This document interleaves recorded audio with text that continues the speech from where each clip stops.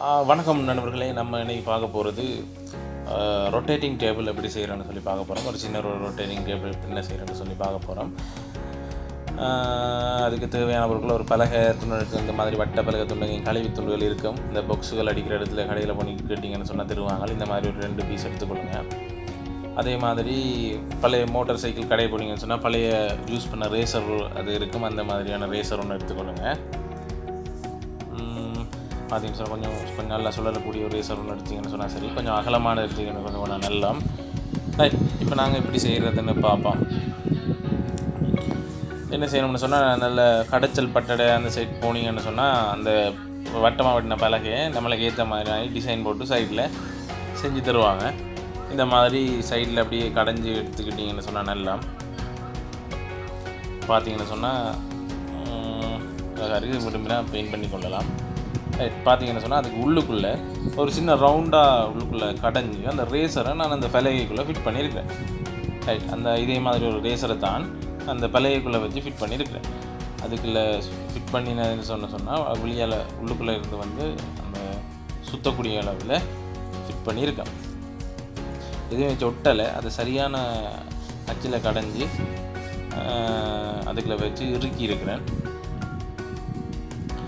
Right, இது மாதிரி ஒரு பலகையில் இதை அதாவது ரேசரை பொறுத்திட்டு மற்ற பலகையில் நாங்கள் இந்த மாதிரி ஒரு செட்டப் பண்ண சொல்லி அமைச்சு கொள்ளணும். ரைட்டு, எப்படின்னு சொன்னால் இதுவும் கடைஞ்சது தான். சின்ன பலகை கட்டி ஒன்று எடுத்து அதை வட்டமாக கடைஞ்சி அதை இந்த பலகையோட அப்படியே வச்சு ஃபிட் பண்ணணும். இது என்ன செய்ய போகணும்னு சொன்னால் அந்த பலகையோட வச்சு இந்த ஸ்க்ரூ பண்ணியிருக்கேன். ஒட்டி தான் ஸ்க்ரூ பண்ணியிருக்கேன். நான் விரும்பினா அந்த ஸ்க்ரூவை கலட்டி விடலாம். அந்த இதில் வந்து நம்மள்கிட்ட இருக்கிற ரேசர் இருக்குது தானே, அது சரியாக அதோட பொருந்தக்கூடிய அளவில் அப்படியே வச்சு அமர்த்தி சுற்றினா அப்படி சுற்றும். இதே மாதிரி ரேசர் தான் அந்த பலகையில் நான் ஃபிட் பண்ணியிருக்கிறேன். விளக்கத்துக்காக இந்த ரேசரை நான் போட்டு காட்டுறேன். என்ன செய்யணும்னு சொன்னால், நீ அப்படியே அந்த பலகை எடுத்து அந்த ரேசருன்ற இந்த உட்பகுதியை அந்த பலகையில் சரியான முறையில் அப்படியே அமர்த்தி இறுக்கி கொண்டீங்கன்னு சொன்னால் நம்மளுக்கு தேவையான ரொட்டேட்டிங் டேபிள் சரியாக வந்துடுச்சு. சுற்றி பார்த்தீங்கன்னு சொன்னால் சரி நம்மளுக்கு சுத்தம். இன்னும் கொஞ்சம் ஃபிட் ஆகணும்னு சொன்னால் அதை இன்னும் கொஞ்சம் பதிச்சு இந்த இடவழிகளை குறைச்சிங்கன்னு சொன்னால் இன்னும் கொஞ்சம் நல்லா கம்ஃபர்டபுளாக சுற்றும்.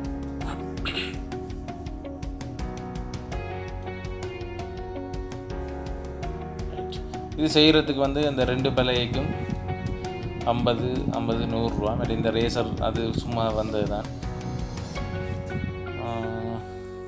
பழைய ரேசர்படியாக அதுக்கு பெருசாக காசு ஒன்றும் வாங்கலை, ஃப்ரீயாக வந்த ரேசர்.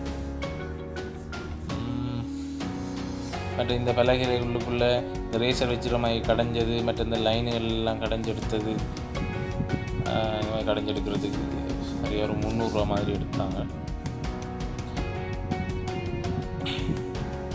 மரவேலை எல்லாத்துக்கும் சேர்த்து 300 ரூபா எடுத்தாங்க. அப்படி மொத்தமாக பார்த்தோம்னு சொன்னால் இந்த ரொட்டேட்டிங் டேபிள் செய்கிறதுக்கு எனக்கு முடிஞ்ச காசு வந்து 300, 400 ரூபா அவ்வளோதான்.